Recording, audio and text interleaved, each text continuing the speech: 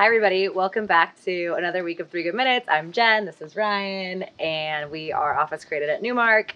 Ryan just said to me before we started filming that we obviously need more sublease space to film in because we've been doing this in our backyard for way too long now. But I guess that's a good sign because subleases are getting absorbed. That's right. That's exactly what's happening, which is kind of part of what we're talking about today in a weird way. People are taking on different space and doing different things with it. So It's a very interesting bridge you make there. yeah, I did my best. It's a bit of a stretch. What we were actually talking about today is the departure of the one-size-fits-all. Some have called it the baby boomer approach to life. Build 100 track homes, do the same thing, go to work at the same time, drive the same car. All those commercials you used to see and like... Wait for death. Oh, is that not where you're going? I totally thought that's where you're going with it. Sorry. No. Wow. Wow, you're on a roll. You keep going. Okay. So now that we don't all get in our...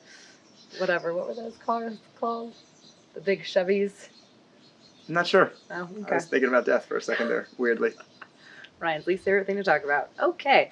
But honestly, going back to the office in a different way, that is on a company level, more personalized, more unique, and then on a personal level, more personalized and more unique, and using technology. We talked a few weeks ago about Phygital. I don't know if Ryan exactly knew what that meant a few weeks ago, but now looking at how technology can assist us as we all develop these kind of more personalized approaches to our days, to our work schedules, to workplace, and how that all can kind of tie together and still have culture be seamless and feel like everyone is kind of rowing in the same direction. You know, I actually don't think that tenants and companies are going to be the ones that have a hard time figuring this out. I think landlords are going to be the ones that really suffer and struggle to figure this out.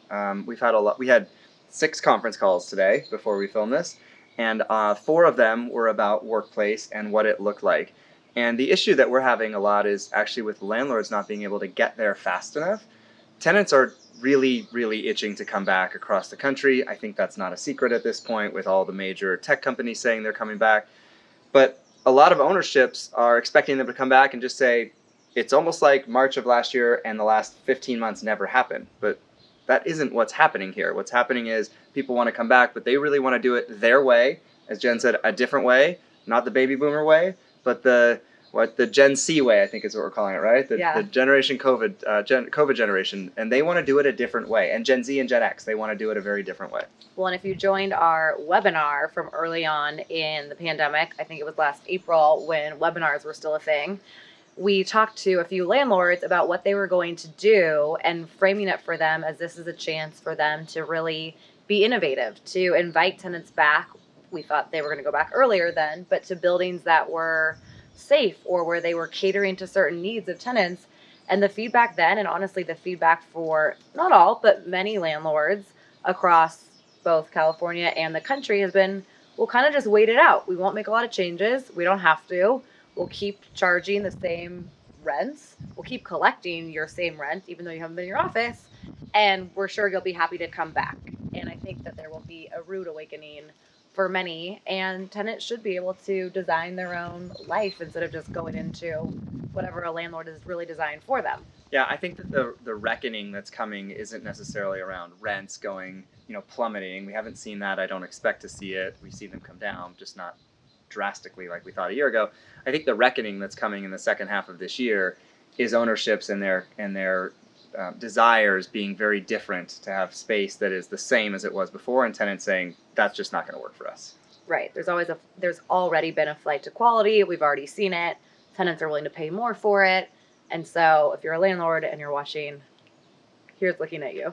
You're welcome. Can't wait for all the emails. We'll call it fan mail around here.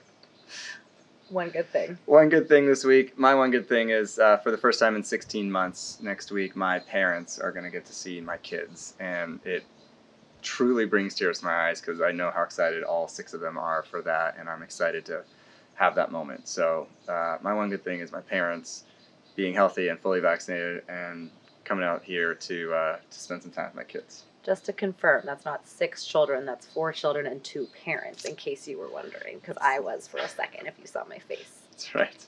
But I think they know that with all the birthdays we celebrated on this I show don't know. at I this was a little point. confused for 5 seconds, so I thought I would clarify for the audience. 4 kids, 2 parents, all healthy.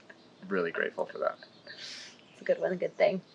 We will see you next week, Steve and Allison, and we will see all of you next week for a friendly little COVID bets Game. game.